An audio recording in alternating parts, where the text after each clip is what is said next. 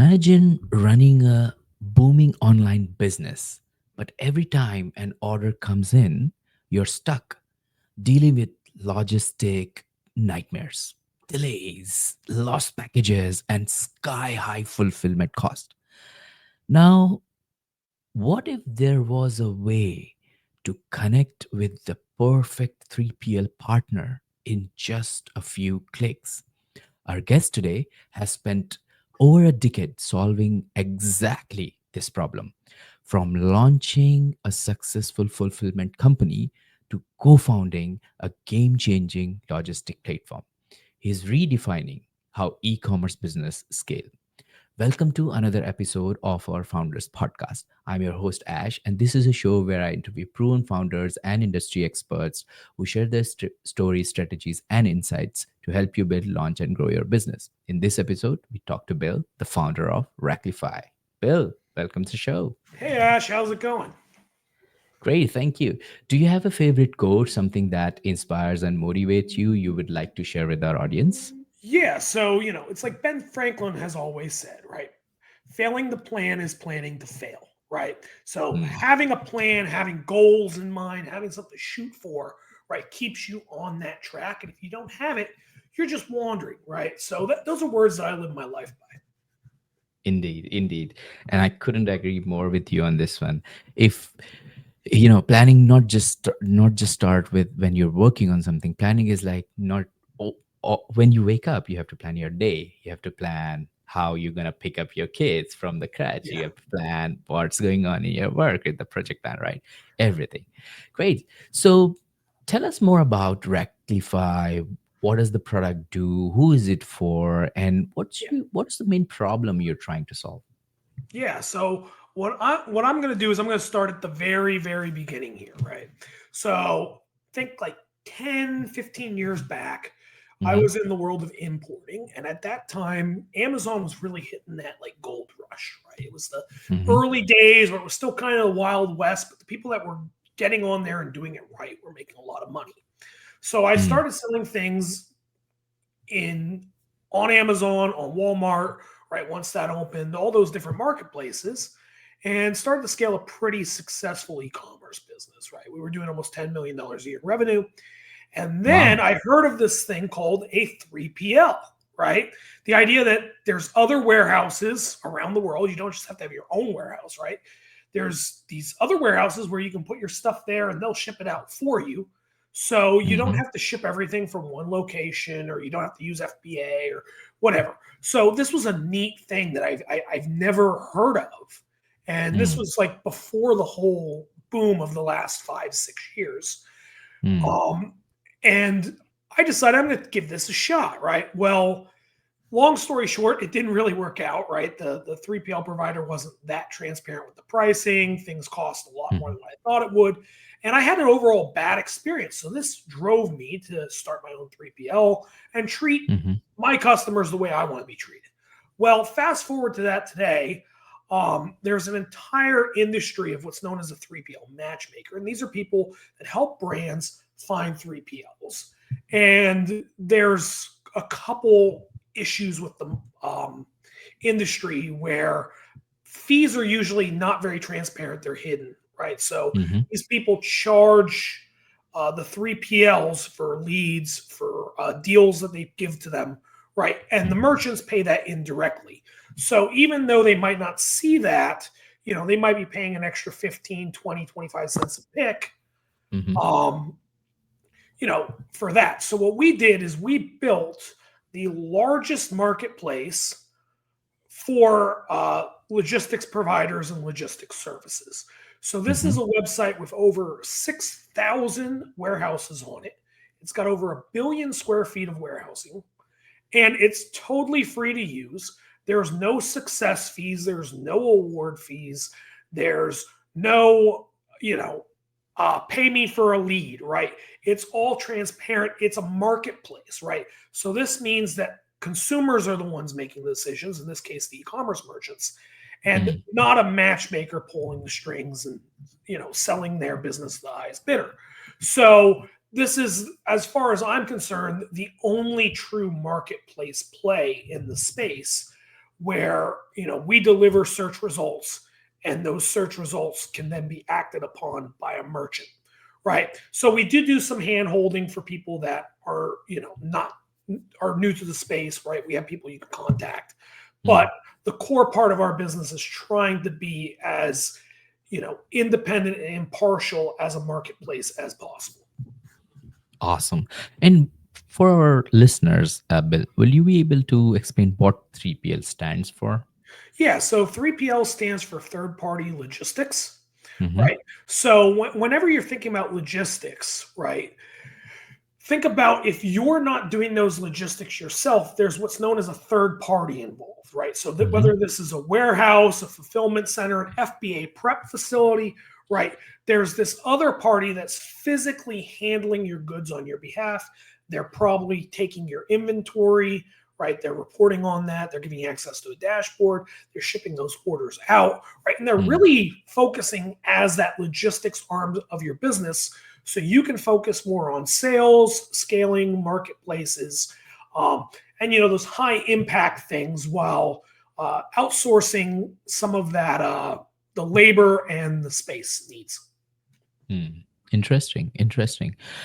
And while you were going through the process, when you faced these challenges, when you're looking for a 3PL partner initial in the initial days, um, what other pain point was there? Because you mentioned about hidden fees, and there was a couple of more which I missed, I think. So could you Yeah. repeat that for me? So obviously the reason why I got into the 3PL space was the hidden fees, Mm-hmm. right? It was the lack of transparency. It was all these Mm-hmm. issues I encountered using a 3PL. Mm. But one of the biggest issues at that point in time was just a general lack of awareness, a general lack of resources. And it was the Wild West, right? Like, you did a Google search, and at that time, the word public warehouse was actually a little more commonly used than the 3PL moniker, right? So you'd look for these public warehouses, and there were a lot of the big guys, but there wasn't really those like mid-market got players. They were just starting to emerge. So think of this like Mm. pre-Ship Bob, pre-Ship Monk, right? The whole Mm. Ship series. So this is very, very, very early on in that. So at that time, there wasn't really a lot of resources. There weren't people writing about these things. There weren't people producing content about these things, and it was the Wild West. Got it. Awesome.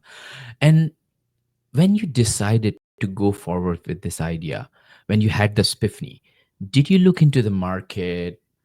Were there any other players? You just mentioned that there was like only big players. But from your research, what did you found out which moved you, like pushed you to go forward with this idea? Yeah. So in terms of Racklify, right? Um, as a 3PL, I was getting solicited by a lot of these matchmakers, right? Mm-hmm. So there Mm-hmm. there were a lot of other products in the space, and I don't want to name them because I don't want to throw certain people under Yeah. the Yeah. bus, but um, it was more than a handful would reach out and say, "Hey, would you like to talk to this lead? If you give Mm. me $1,000, I'll get you on a Zoom call, and maybe you win the Wow. business," right? And this is how these people were doing business, and it just never sat right with me, right? And Mm. then one day I was sitting there and I was like, there's not really a place, right? Like, people are on LinkedIn every day, and somebody says I need a warehouse, and there's 237 replies on that post. So this was the Mm. big epiphany for me, was that these leads are out there, and when the leads are out there, hundreds of people jump on them, Mm. but the matchmakers are gating them to businesses that have the ad dollars, right? That might not be the best fit. Maybe they are, maybe they aren't, but Mm. they might not be the best fit for that e-commerce brand. And if they are, they're indirectly paying, that meeting fee. They're indirectly paying for that success fee if they end up getting placed. Like, Yeah. some of these matchmakers, what they do is they actually charge a percentage of revenue on the deal. So let's Wow. say you sign this company, they do 1,000 orders a month, Mm. right? you might be paying, 1 or 2% of the revenue for the next year off that account to the matchmaker. Oh So no. this is what kind of gave us this idea of, what if we democratize this, right? What if we got out there and we just opened this up to everybody? We didn't charge for leads, we didn't charge for introductions, and we function like a marketplace, right? Everybody Mm. understands how a marketplace works, right? You get Indeed. on Yeah. there, it's, a bunch of one-time transactions, things are transparent, and you can pay for some ads if you want to move up, right? It's Yeah. real simple. There's no hidden agenda, there's no backroom deals, there's no, you know, things happening in the dark that you're unaware of as a merchant. And that's one of the biggest tenets of the Racklify platform, is transparency. Interesting. And this is what, sorry, this is what makes me, think about it, that you were the first person who faced the challenge yourself, because you were into e-com business, you were looking for a warehouse, you were looking for a partner, and then you saw that these mediator or brokers, I don't know what you call them, brokers or Yeah, I mean, the colloquial term is a matchmaker, but they basically matchmaker, are brokers or consultants. consultants, they're charging you a fee to just basically getting in touch with the people who can provide you the resources for your business. Right. But ultimately you getting return on investment from the person who is actually providing you the resources. So these are the people who are like sitting in the middle, charging you the introduction fee, kind of. i'm, Right. I'm guessing, right? Which is not fair in the world of technology, especially with AI. Right. Well, I mean, that's the thing, is like, with technology and AI, it's like we should be leaning harder into that, right? Mm, The cost should be going down, not going up, up, right? exactly. Because now you have the ability to build scalable solutions that allow you to really amplify that growth and amplify that reach to levels Mm, we've never seen before, right? So gone are the days of having to pick up the phone and call people and move things back and forth and have 1,000 employees. Now yeah. we live in a day where a couple guys can get together, have an idea, build a piece of technology, and that piece of technology can service thousands, if not millions, of people. Hmm. Interesting. Yeah, yeah, definitely. I couldn't agree more with you on this one, because today we are in the world where, back in 1999, I think so, 2000-ish, well, 1998, Google was launched. And then within 2 years, everybody in the world knew what Google is. Right. I still remember I was on a holiday with my parents to somewhere in the north of India. I was born in a place where it's very hot, 40, 45 degrees, very common. So we used to go on holiday for a cooler place, right? And then in that place, you can hire, like, these crossbreed horses between donkey and horse Yeah, to mule. mule. And I was sitting on the mule, and then I was talking with this guy who was driving me to, like, a mule driver. Right. And I was like, so how do you guys use internet here? He said, no, we don't have internet, but we have Googly. And I'm like, okay, Googly. That remained in my mind, like, he Yeah. doesn't understand what internet is, but he knew what Google is, Yeah. even though he couldn't, explain it. And that's where the change comes into our life. When technology gets cheaper, we start using it for things which it is not actually built to use for, right? And that's Right. exactly what we are doing. Great. So tell us more. Would you be able to give us a little bit sense about the size of the business, where are you in the terms of number of customers, size of team members, etc.? Yeah. So right now the business is pretty young, right? So Mm-hmm. we launched this a little less than a year ago in the beta, and we Mm-hmm. publicly launched it in January. So we're pretty fresh. Yeah. In terms of the size of the company, we have about, I think it's 9 or 10 people now. We just added one last week. Mm. Um, so depending on how you want to count it, it's 9 or 10, right? So And in these are the terms, warehouses, right? oh, no, Yeah. employees. Oh, employees. Sorry. So Well, so in employees. terms of warehouses, we're actually at about 6,000 Mm-hmm. warehouses.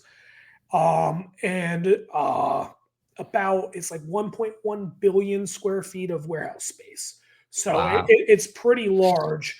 So it's by far the largest directory and marketplace of warehouses available online, right? So there's Amazing. other ads of people that claim, 200 is the largest or 2000 is the largest. No, Hmm. 6,000 is the largest. 6,000 is the largest. Yeah, exactly. Yeah, Right. so yeah. Indeed, indeed.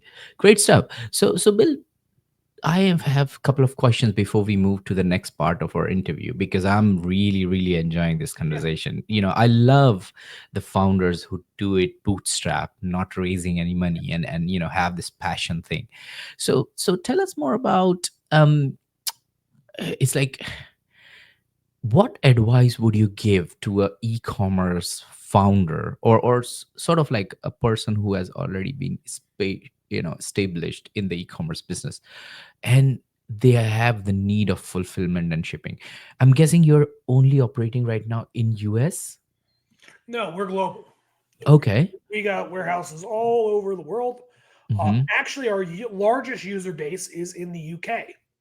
Oh, So, nice. yeah, it just naturally occurred that way. But UK is our number one, US is number two, and somehow Spain is number three. Amazing. Amazing.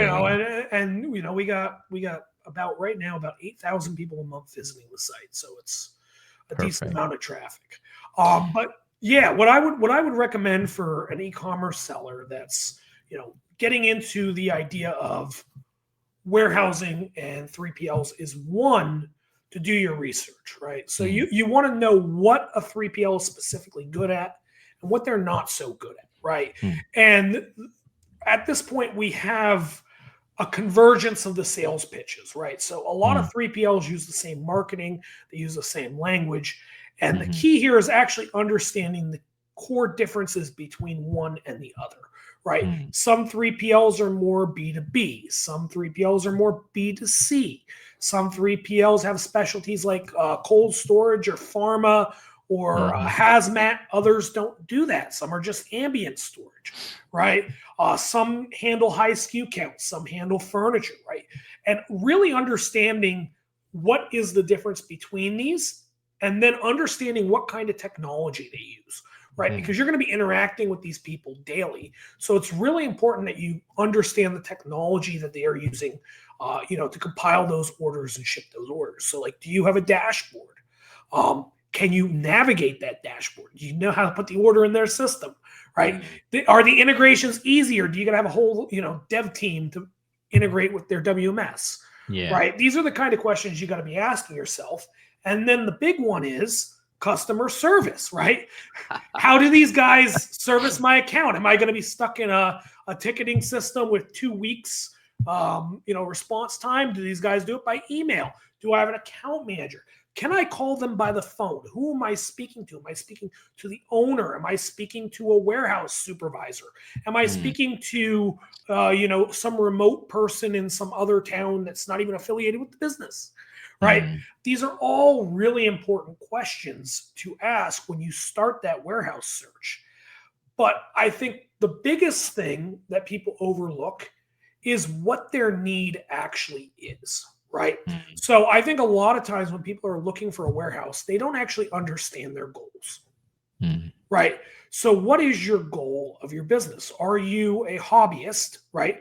Are you somebody planning world domination, right? Because that's going mm, to determine what kind of 3PL you go for, right? What kind of services you're going to need in the future, right? So if you look at your products and you look at your goals, you pretty much have a pretty good starting point because the needs of somebody that's going to be selling in 6, 7 different countries, they're going to be doing 10,000 orders a month. They're going to have, 7 different channels and 4 different brick and mortar stores, right? Their needs are very different than the guy that's like, hey, I just want to free up some time because I'm packing 15 packages a day in my afternoon, right? yeah.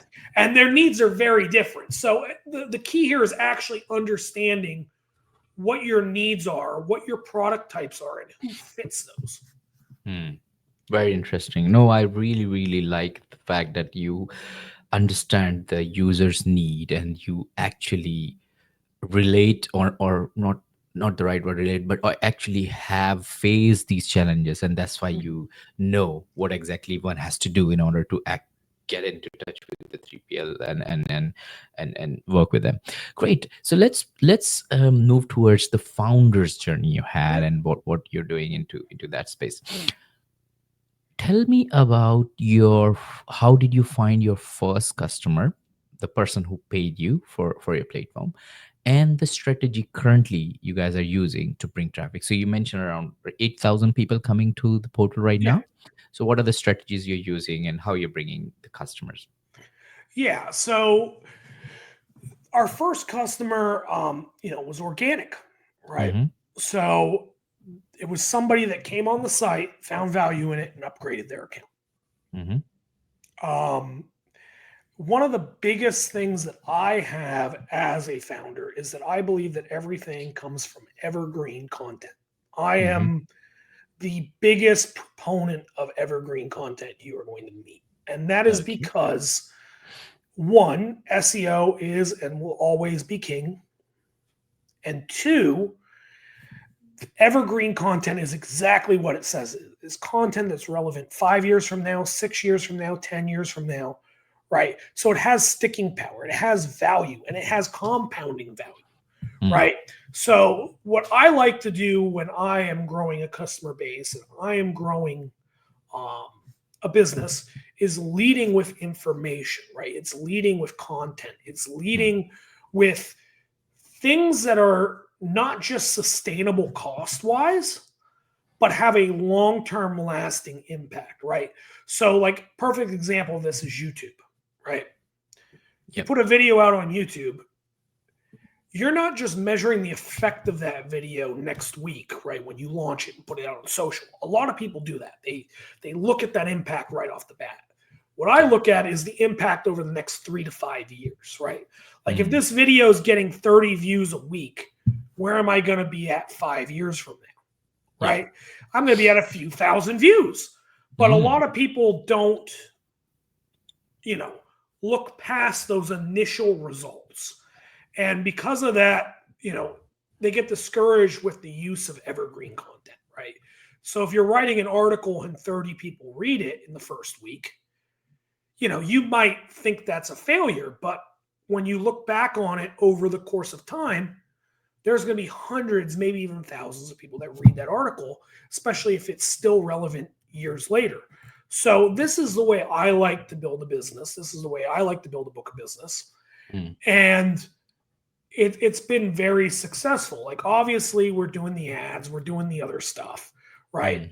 But when the majority of your traffic is organic, you know that your message is working. You know that your branding is working. You know that the things you're doing as a core business are right, right? Because anybody can spend some money and go out and get a bunch of clicks and a bunch of signups. But when you're building an organic source of traffic, that's the sign of a good sticky business that is going to be around for a while, right? Indeed, indeed. And yeah, that's pretty good strategy actually. So you're doing SEO, you're doing evergreen content. I'm guessing blog post and other kind of content to rank on the keywords, and then you're also doing some YouTube videos on the same grounds, right? Yeah. So Yeah. think of all the above, right? So Mm. I'm really big on content strategy, right? Mm. So blog posts, videos, podcasts, um, the whole 9 yards, right? Yep. Just social media engagement, right? Anything that can help spread and evangelize that message, Yep. right? Because, like I said, the ads work, right? They do. That's why people buy ads. Mm. But the ads also have a lot of expense, especially early on in a startup's journey. And those Mm. costs can pile on, right? Yep. So keeping, ads for when you understand your cost of acquiring a customer and you can scale those things and you can make intelligent decisions, I think is always a good practice, right? So Yep, yep. I urge founders to build a foundation before you spend a bunch of money into the awareness category, because it allows you to make more intelligent decisions when you do invest those dollars. Definitely. So let's say you're in your funnel. The first step is people saw your YouTube video, they got into the website. Do you do a one-to-one consultation with them? Do you have like a second step in your funnel? What's the process there? So this is where we're a lot different than a lot of the competition, and this is one of the things that I kind of pride ourselves on is the idea. I call it tearing down the wall, right? Hmm. So I actually am not as interested in conversion as a lot of people are. I'm concerned if people are getting use and value out of my product, right? Hmm. So what I do is I don't have a big sales splash page that you then have to sign in to view anything. You go right into the product, you scroll around, you can see everything, you can get all the information. It's ungated, right? You can contact the warehouse and I don't even know about it, right? Hmm. And the Hmm. reason why is I am customer first, not making money first, right? We're Hmm. solving a problem here, and we Yeah. hopefully make money by solving that problem. But if you're going to go out with the goal of solving a problem and offering a solution, Hmm. that's always the best way to be. So, what my funnel looks like is building a piece of content, running an ad, running something that directs you to the site, and then trying to maximize the amount of time that people are spending on the site, right? Hmm. So, what I consider a success is not that somebody created an account or that somebody, duh, duh, duh, duh, duh. It's that when I go in and I look at the analytics, when I look at the heat maps, when I look at all this stuff, that people are actually using the site, that they're actually exploring warehouses, that they're getting engagement, right? Hmm. And what we find is that people are visiting 20, 30, 40, 50 pages while they're on the site, right? People are Hmm. spending minutes on the site. So you know that you have a customer that's finding value, and you know that that customer is coming back to the tool because you can track if they're a repeat user or not, right? So for me, this is the biggest thing in our pipeline, is that we get people to the site, we get people using it. Once people are using the site, then we go in for the sign up, then we go in for the RFP, then we go in for the how do we convert this person into a signed up account, or if they're a warehouse, how do we convert them into a paid account, right? So I like to lead with value. I like to provide value before I ask for money, before I ask for data, before I ask for information. And that's just how I like to do business. No, that's fair enough. And I think there are very few people who understand this, that if you keep your customer happy and keep delivering value, you have more chances to have the customer for a longer period of time, because it's not just one deal or one way, right? It's Right. continuous process, right? So let's jump into the second part of our interview, which is, this is what I do with all the guests on my show. I share with them what we have learned until now, and then based on that, we go forward with the next step. Cool. So there's Bill. He's with his, charming character, and he started doing his e-commerce business back in, I don't know, 2020, 2005-ish, close to 2014 ish. 2014-ish, yeah. Yes. And that's where he realized that, oh, I need a warehouse, and I put it out, and then a lot of people reached out to him and saying, oh, we can provide it to you, $1,000 fee, or you have to pay me 1% or 2%, or other way around. They're giving bills contact or selling bills contact to the providers, right? That's where. Yeah. This is where the gap is. So, Hmm. um, I went out to try to find a warehouse before any of this existed, right? Hmm. And because I had a bad experience with warehousing, I started a 3PL. So I have Ah. 10 years experience of running a 3PL and interacting with these brokers and intermediaries. Hmm. And that's where the brainchild of this whole thing came from, Yeah. is my experience as a 3PL operator interacting with these brokers. Indeed, indeed.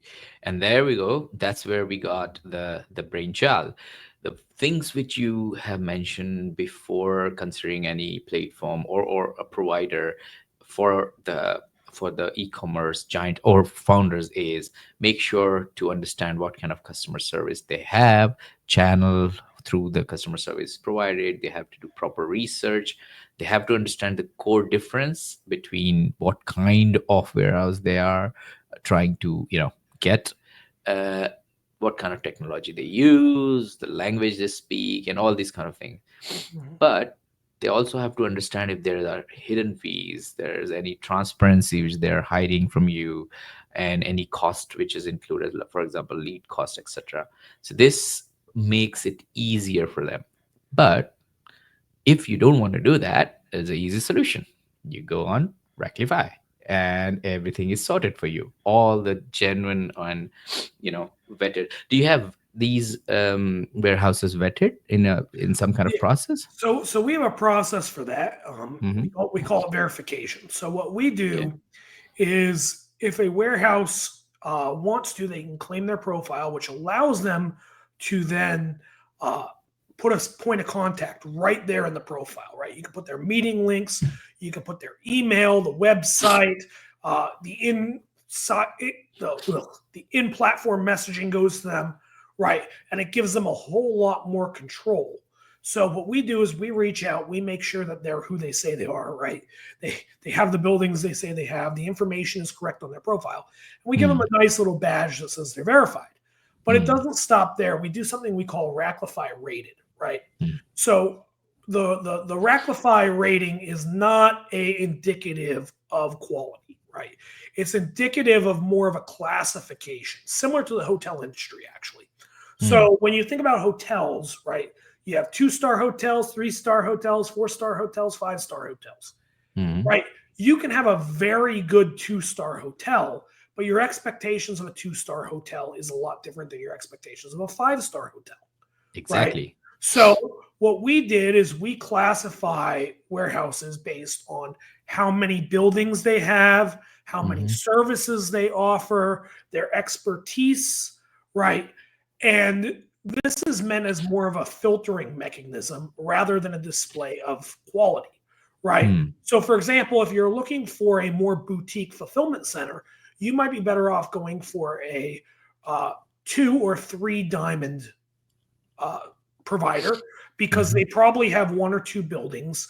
They're probably ran by their CEO, right? The CEO's knows what's going on, right? Yeah, yeah. And they're probably able to bend and fit to more flexibility, right? So think if you need custom packaging, you have a special procedure, right?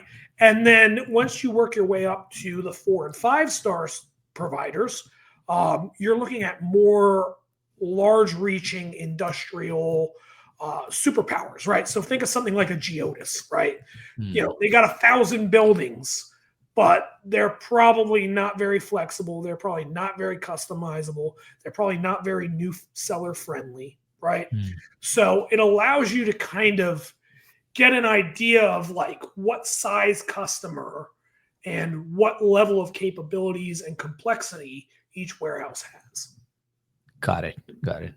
Cool. And the last bit I think you mentioned was about the size of the business, which is around, you have around more than 6,000 warehouses, a billion square feet of area in house available. That is amazing with all the providers, and around 9 to 10 employees. How are you finding running a business of this side of the wall, because always been other side, right? Yeah, so I honestly like this side a lot better Mm-hmm. because you're everybody's friend, right? Hmm. So I'm trying to help every warehouse. I'm trying to help every merchant. I'm literally the good guy in every direction, right? Hmm. Because I have a genuine care and a genuine approach of trying to make these connections and everybody wins kind of mindset. Yeah. On the 3PL side, what I don't like about that business is there's a natural degree of competition with these 6,000 different providers, right? There's about 15,000 3PL providers in just the US alone. So Hmm. there's a lot more competitors than there are collaborators. And on this side of the business, it's flipped, right? There's a lot of collaboration. There's a lot of people that are opening their arms, that want to talk, that want to engage, that want to do things together. And it opens a whole lot more doors and builds a lot more relationships than, the side of the business where there's a whole lot more competition and a whole lot more sticking to yourself and doing things on your own. Indeed, indeed. And thank you for explaining that, because that makes more sense now in terms of like when you get into founders' shoes, you need to not just understand if it is going to work for you from a financial perspective, but also if you like to do it or not. Because if you don't, then there is no point, because no matter how much money you make, if you don't like it, you will feel like you're working for someone else, right? Right. So what's the point? Great, thank you so much, Bill. So let's move to the next section of the Mhm. episode, which is we have got 6 quick fire question for you, Okay. and you can answer them as quickly as possible. If you don't want to answer any of them, just give me a skip and we can move to the next one. You ready? Okay. Great. First, what are the top 3 strategies in 2025 to start a marketplace? To start a marketplace, I'm going to say number one would be a expertise, right? Mhm. So I like to use the word sphere of genius. You got to start with something and not just something that but something that you uniquely know, right? Mm. So when I hear people talk about marketplaces, they're usually talking about two things, right? E-commerce and dating.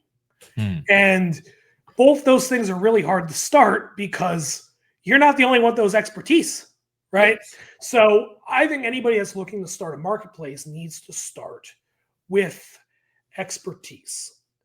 The next thing that I think is really important when you're starting a marketplace is you have to understand both sides of the marketplace, right? Having an understanding of one side of the marketplace is not as helpful as if you understand both sides, right? Mm. So a lot of people start marketplaces and they understand, the problem from one side of the equation. They don't Mm. understand the other side of the equation. So if you are going to start a marketplace and you don't understand the other side of the equation, you need to educate yourself and understand that very quickly. And then my third and final tip for starting a marketplace in 2025 is get ready to maintain velocity, right? So in marketplaces, velocity is a really important thing. And I think a lot of people miss this because if you don't grow both sides of the business at the same time, one side of the business loses interest, right? Mm. So, like, perfect example would be like a dating profile, right? So, if you build a dating site and it's all one gender, there's not a whole lot of interest in that dating site, right? Exactly. And then what Exactly. ends up happening is that gender that you have a whole lot of doesn't come back. And then all Mm. of a sudden the whole site dies, right? Mm. So we've seen thousands of dating sites pop up over the last 10 years, and they fail for that exact reason. So I would say that that's one of the pitfalls and one of the must do's in 2025 is making sure that you're growing both sides of the marketplace at the same time. Great. What book would you recommend to our audience and why? Yeah. So one of my favorite books that I've been pushing around is a book by John Zhang at Wharton. He's a professor at Wharton. Um, and it's something about pricing. So if you just search John Zhang pricing, it'll come up. It's like how Priceline and blank price their products. But Mm. basically, it's the only book on the market about pricing. And if you're an entrepreneur, you're pricing things, right? You got to put a number on that. Yeah. And this is the only book I've ever seen that breaks down how to price, the philosophy behind it, the equations you use, right? And it's honestly probably my most returned to business book of all time. Great. What one attribute or characteristic in your mind of a successful founder? Hmm. So I think the biggest successful attribute of a founder is a doer, right? Mm. So I think there's a lot of people out there that could be successful founders, right? But they don't because they don't take action, right? Mm. And what separates successful founders from unsuccessful founders are whether or not they're doing things, right? Because there's always a reason not to do something, right? It can be it's hard. It can be I don't have the money. It can be I don't have the time. It can be I don't have the right partner, right? All these different obstacles. But the way to get over all these obstacles is just do something, right? Yeah. And I find that that's usually the thing that hampers entrepreneurs the most is if they're not somebody who's a go-getter that's going to go out there and do things, even if those things seem impossible because of X, Y, Z. Mm. Very interesting. Because, I've interviewed more than 100 guests on my show, and most of them come back with great passion, and I understand all these things are really important, and some people have mentioned about like execution. Doer are the people who do it, but there are doers who don't want to take the action, which is a very important golden nugget here. Great. What's your favorite personal productivity tool or habit? So I started this during COVID because COVID was a really hard time to get things accomplished, to move forward in your life, and not just end up watching television, right? Or playing Mm. board games. So, what I started doing in COVID, and I've carried it through, is every morning when I wake up, I set a goal for the day. One thing. Sometimes it's work, sometimes it's personal. And that's the most important thing in my day. And if I'm going to get nothing done, I get that one thing done, right? So, like, perfect example is today I'm getting dinner with some friends that I haven't seen in years, like Mm. literally 2 years. So the most important thing on my agenda today is to make sure that one, I get to that dinner on time, right? It's a great dinner. I invest time in my friends and I, do that really well. Some days it's about the business. Some days it's, hey, I want to get 3 articles up today, or hey, I want to book 2 podcasts today for this next week, right? So what I find is balancing your personal and your business goals in a way that every morning you put one thing forward and you say, that's what I'm accomplishing, is a great way to keep moving forward and keep accomplishing goals. Great. Priority and getting the, time boxing things so that it works for you. Excuse me. Ooh, I am suffering from a little bit of cold right now, so it's just going Yeah. crazy. And the last but not least, what's an interesting or fun fact about you that most people don't know? Oh, I'm a huge Swiftie. What? Yeah, I love Taylor Swift. She's everything. Yeah, yeah. Yeah. Has she? I think I heard somewhere on social media she had a very big gig somewhere in States last few months ago. I Well, don't know. she went on tour last Yeah, year, yeah. and the tickets were like 5 or 6 grand for like a, Oh my a god! normal seat. So, fun side fact: I had VIP tickets, Wow. and I decided not to go because Why? the tickets were worth more than a new car. Oh my god! So I literally was sitting there and I'm like, okay, do I go to Taylor Swift or do I renovate my kitchen? There you go. So Simple that's the answer. that's the level of the decision here. And Mm, I was lucky enough to be front row the last 2 times she went on tour. mm, So I skipped out this time and I kind of regret it. But hey, I saw the Eras tour in theaters like 4 times. So, perfect. at least I got to see it. But Yeah. I would have loved to go in person, but I couldn't in good conscience be like, well, you're going to spend a new car to go see Yeah, yeah, yeah. For Taylor the next Swift. one, yeah. Yeah, but I'll get it next time. Yeah, yeah. Why not? Why not? Well, great. Well, thank you so much Yeah. for joining me and Oh, it's been sharing a your pleasure. story. Yeah. It's amazing. If people want to get in touch with you, people want to learn more about Rectify, or people want to just learn from you, what's the best way to do it? Yeah. So I'm very active on LinkedIn. You can find me. Everybody says that, right? Mm. But the other one is Racklify is free. You can go on the site, you can join it, right? You can find and explore, you know, warehouses and service providers right there for free, whether you sign up or not. Love to have you there.